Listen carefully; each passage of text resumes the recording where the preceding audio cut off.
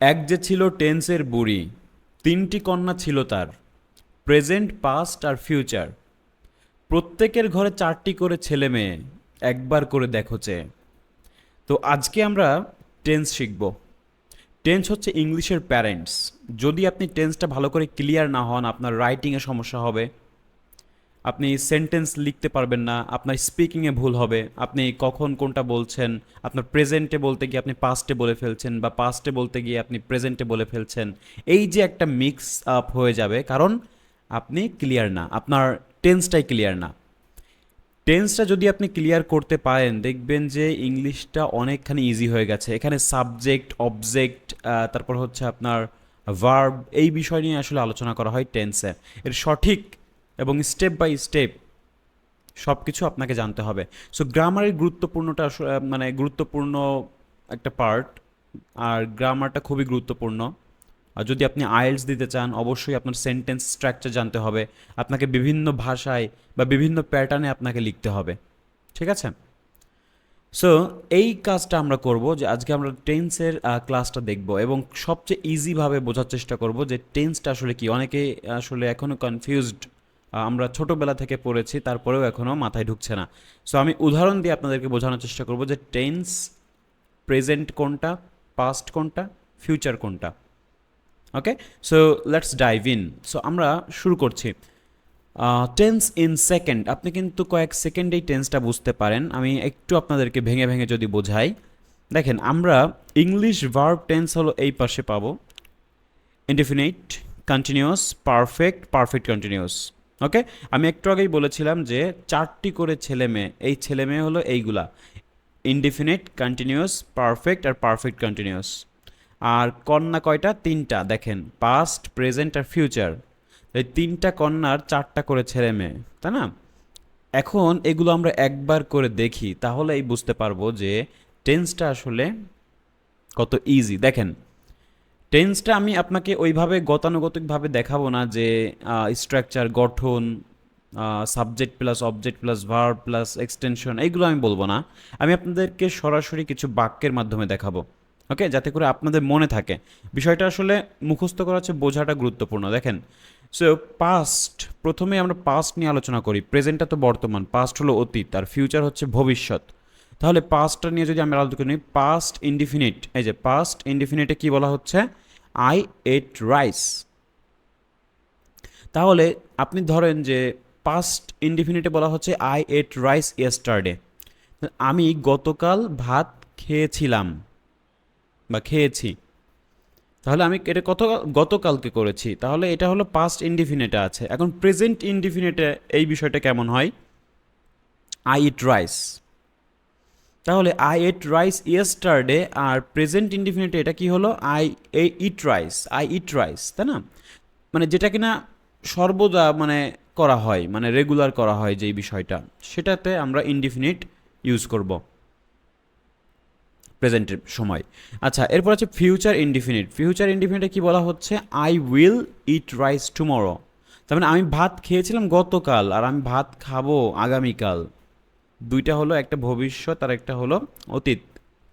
আচ্ছা, আর প্রেজেন্টে কি বললাম? যে আমি ভাত খাই, যেটা কিনা সর্বদাই করে থাকি।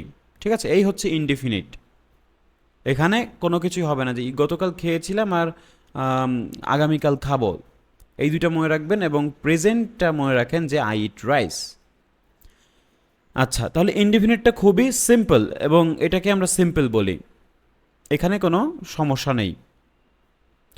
আচ্ছা, এখন দেখেন পাস্ট কন্টিনিউয়াস যদি আমরা বলি, আমাদের সমস্যাগুলো আসলে একটু নিচের দিকে হয়, আর এদিকে একটু প্রবলেম নাই, আমরা এগুলো বুঝতে পারি, বাট নিচের দিকে একটু আসি, তখন আমরা একটু দেখি বিষয়টা কেমন হয়। দেখেন, পাস্ট কন্টিনিউয়াস আসলে কি, মানে যদি এর একটা উদাহরণ দেখি আমরা, past continuous, I was eating rice. I was eating rice, আমি ভাত খাচ্ছিলাম। তার মানে কন্টিনিউয়াস, মানে এটা চলমান প্রক্রিয়া ছিল, মানে খাচ্ছিলাম। ঠিক আছে, মানে আপনি এটা কন্টিনিউয়াসলি করে যাচ্ছিলেন। ওকে, প্রেজেন্ট কন্টিনিউয়াসে আমরা বলতেছি যে আই অ্যাম ইটিং রাইস, আমি ভাত খাচ্ছি। এটাও কিন্তু চলমান, বাট স্টিল নাও, মানে আপনি এটা করে চলেছেন, মানে এটা নন স্টপ, খাচ্ছেন, তাহলে আই এম ইটিং রাইস। তাহলে এখানে তফাৎ কি হলো, অ্যাম ইজ, বা এই যে দেখেন এখানে অ্যাম বললাম আর এখানে ওয়াজ বললাম, ঠিক আছে, এগুলো তো আমরা সাধারণত জানি, এই জন্য ভেঙে বলছি না। দেখেন এরপরে ফিউচার, যেটা হচ্ছে ফিউচারের কন্টিনিউয়াস টেন্সে যদি উদাহরণ দেখি, I will be eating rice, আমি ভাত খেতে থাকবো, বা ভাত মানে হ্যাঁ খেতে থাকবো। বিষয়টা হচ্ছে এমন হতে পারে, যদি আপনাকে জিজ্ঞেস করলো যে তুমি সে সময় কী করবা, আমি তখন ভাত খেতে থাকবো। আচ্ছা, তার মানে এটা ভবিষ্যৎকে নির্দেশ করে বলা হচ্ছে আমি ওই সময়টাতে আমি একটা চলমান কাজ করতে থাকবো, ঠিক আছে। ওকে, তাহলে একটা হচ্ছে অতীতে চলমান, আর একটা হচ্ছে বর্তমানে চলমান, আর একটা হচ্ছে ভবিষ্যতে চলমান, সেটা হচ্ছে কন্টিনিউয়াস। আচ্ছা, পারফেক্টটা দেখি, পারফেক্ট কি, পাস্ট পারফেক্ট, প্রেজেন্ট পারফেক্ট আর ফিউচার পারফেক্ট। দ্য পাস্ট পারফেক্টের উদাহরণ হচ্ছে আই হ্যাড ইটেন রাইস, মানে এটা এমন একটা সময়কাল যে আপনি বেশিক্ষণ ধরে কিন্তু এটা অতিবাহিত হয়নি, মানে একটু আগে আপনি খেয়েছিলেন, ঠিক আছে, মানে অতীতে একটু আগে খেয়েছিলেন। সাপোজ একটা বিষয় কাজ করার পরে আপনি বেশি সময় যায়নি, সাপোজ এটা আধা ঘন্টা ধরেন, আপনি ভাত খেয়েছিলেন, এরপরে বেশি সময় যায়নি, মানে ফলটা বিদ্যমান আছে, ঠিক আছে। আর এইটা যখন আমরা বলেছিলাম আই এট রাইস ইয়েস্টারডে, মানে আমি গতকাল খেয়েছিলাম, ঠিক আছে, এটা আসলে অতীতেই চলে গেছে, কিন্তু এটা অতীতে চলে যেয়ে বিদ্যমান আছে এরকম কিছু। তাহলে আই হ্যাড ইটেন রাইস, বিষয়টা বোঝার চেষ্টা করবেন। এরপর দেখেন প্রেজেন্ট পারফেক্টে হচ্ছে আমরা বলতেছি যে আই হ্যাভ ইটেন রাইস, মানে এটাও হচ্ছে আমি ভাত খেয়েছি, খেয়েছি বলতে একটু আগে খেয়েছি।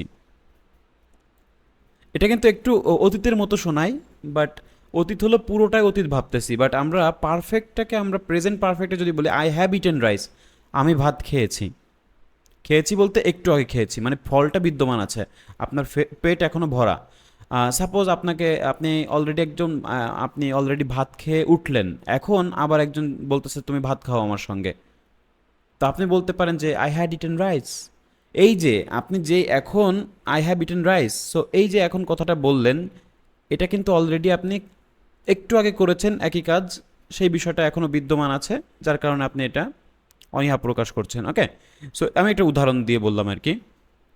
তার মানে একটু আগে কাজ সম্পাদন করেছেন, এখনও ফল বিদ্যমান আছে, এটা হলো আপনার প্রেজেন্ট পারফেক্ট। তো অনেক সময় যারা ইংলিশ কান্ট্রিতে থাকে তারা দেখবেন যে স্পিকিংয়ের সময় আপনারা পারফেক্টটা ইউজ করে না, তারা পাস্টটা দিয়েই বলে দেয়, ঠিক আছে। আবার অনেক সময় পাস্টটা না বলে শুধু পারফেক্ট ইউজ করে বলে দেয়। ওকে, সো দুইটার একে অপরের পরিপূরক, বাট এটা দেখবেন যে অল্প সময়ের জন্য, আর এটা অনেক সময় অতিবাহিত হয়েছে এরকম কিছু একটা। ওকে, ফিউচার হচ্ছে future perfect, I will have eaten rice. Okay, আমি ভাত খেয়ে থাকবো, সাপোজ আমি তোমাকে 2টা 5-এ কল দিব, তখন বলতেছেন যে আমি তখন ভাত খেয়ে থাকবো। তার মানে অতীতে আপনি একটা কাজ সম্পাদন করে থাকবেন, বেশি সময় যাবে না, ঠিক আছে। আপনি অতীতে একটা মানে কাজ করে সম্পাদন করবেন, বাট বেশি সময় যাবে না, আমি ভাত খেয়ে থাকবো, ঠিক আছে। সো একটাই বিষয় হচ্ছে পারফেক্টটা হচ্ছে কোনো কাজ সম্পাদন হয়ে যাওয়া, ঠিক আছে, অলরেডি করে ফেলা, ঘটে যাওয়া, এই বিষয়টা মাথায় রাখবেন, এটাই হচ্ছে পারফেক্ট। এই পারফেক্টের বিষয়টা কিন্তু ক্লিয়ার না আপনাদের, যার কারণে আপনারা টেন্সে কিন্তু অতটা পারদর্শী না। ওকে, এরপরে হচ্ছে পাস্ট পারফেক্ট কন্টিনিউয়াস টেন্স। তো পাস্ট পারফেক্ট, এখন দেখেন পারফেক্ট মানে তো বুঝেছেন, পারফেক্টটা কি, পারফেক্ট হলো কোনো কাজ ঘটে যাওয়া, এখন পারফেক্টের সঙ্গে শুধু কন্টিনিউয়াসটা লাগাই দিব, মানে কন্টিনিউয়াস কিন্তু আমরা একটু আগে বুঝেছি, সেটা হলো চলমান। তার মানে একটা কাজ ঘটে চলমান থাকবে, ঠিক আছে, একটা কাজ ঘটে আবার চলমান থাকবে। ইন্টারেস্টিং, দেখেন I had been eating rice, মানে আপনি অতীতকাল থেকে একটা কাজ শুরু করেছেন এবং ওটাই করতে থাকছেন, এবং এটা অতীতেই ঘটে যাচ্ছে, এই জন্য হচ্ছে পাস্ট পারফেক্ট কন্টিনিউয়াস টেন্স, মানে অতীতে কাজ শুরু করে অতীতেই চলমান, অতীতে কাজ শুরু করে অতীতেই চলমান, এটাই হচ্ছে past perfect continuous tense. I had been eating rice, মানে আমি সেই সময় কি ভাত খেতে থাকবো, ভাত খাচ্ছিলাম, হ্যাঁ আমি ভাত খাচ্ছিলাম। ওকে, এরপরে দেখেন present perfect continuous tense, I have been eating rice, I have been eating rice, মানে আমি ভাত খাচ্ছি অর্থাৎ আপনি প্রায় 10 মিনিট ধরে ভাত খাচ্ছেন, মানে এখনও খাচ্ছেন। I have been eating rice. একজন আসলো জিজ্ঞেস করলো যে তুমি কি করছো? I have been eating rice. মানে আপনি কিছু সময় আগে থেকে এখনও খাচ্ছেন, এখনও ওই কাজটা করে যাচ্ছেন। ওকে, এবং এটা বিদ্যমান। তার মানে প্রেজেন্ট পারফেক্ট কন্টিনিউয়াস বুঝতে পারলেন। ফিউচার পারফেক্ট কন্টিনিউয়াস টেন্সটা কি দেখেন, I will have been eating rice. I will have been eating rice মানে কি, আমি ভাত খেতে থাকবো। মানে অতীতে আপনি একটা কাজ শুরু করে ওটা চলমান থাকবে, ঠিক আছে? ভবিষ্যতে একটা কাজ শুরু করে এটা চলমান থাকবে। ওকে, আচ্ছা, একটু স্লিপ অফ টাং হয়ে যাচ্ছে, অতীত এবং ভবিষ্যৎ মিক্স করে ফেলতেছি। যাই হোক, এখন আমি এটা কারেক্ট করে দিচ্ছি আবারও। ফিউচার পারফেক্ট কন্টিনিউয়াস টেন্স হচ্ছে I will have been eating rice. আমি ভবিষ্যতে কাজ শুরু করে এবং ওটা চলমান থাকবে, এটাই হচ্ছে I will have been eating rice. আমি ভাত খেতে থাকবো। ওকে, তাহলে পারফেক্ট বিষয়টা যদি না বুঝেন আরেকটু দেখে একটু পেছনে ব্যাক করে আবার দেখবেন, তারপর দেখবেন যে পারফেক্ট কন্টিনিউয়াসটাও বুঝে গেছেন। এবং কন্টিনিউয়াস তো আসলে সবাই বুঝি, এটা চলমান। আর ইনডিফিনিট হলো সব কিছু সিম্পল, সিম্পলটাকেই আমরা ইনডিফিনিট বলি। ওকে, সো টেন্সগুলো আসলে এই হচ্ছে পার্থক্য।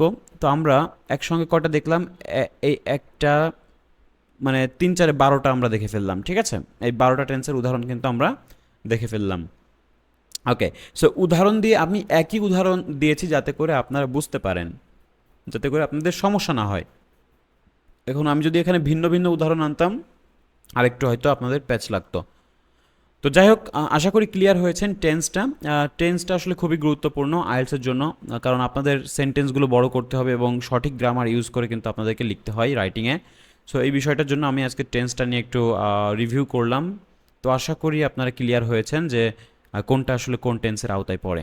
ওকে, আচ্ছা, তো এরও আরও ব্যাপক আলোচনা আছে, হয়তো আমি আমার প্লে লিস্টগুলো একটু ফলো করবেন। আমার আমার গ্রামার প্লে লিস্ট আছে, আমার স্টার আইএলস যেই সেকশন দেখবেন যে প্লে লিস্ট সেকশনে গিয়ে গ্রামার, এই গ্রামার সেকশনটা আপনারা দেখে ফেলতে পারেন যাদের বেসিকটা একটু খারাপ, ঠিক আছে?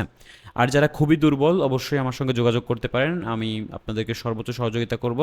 আমার কোর্স ডিটেলসটা ডেসক্রিপশন বক্সে দেওয়া থাকবে। Thank you so much for watching the full video. Next ক্লাসে অন্য কোনো বিষয় নিয়ে আলোচনা করা হবে। আর যদি আপনাদের কোনো মতামত থাকে যে এই টপিকের উপর একটা ভিডিও দেন, তাহলে আমাকে কমেন্ট করে জানাতে পারেন অবশ্যই। ওকে, থ্যাংক ইউ।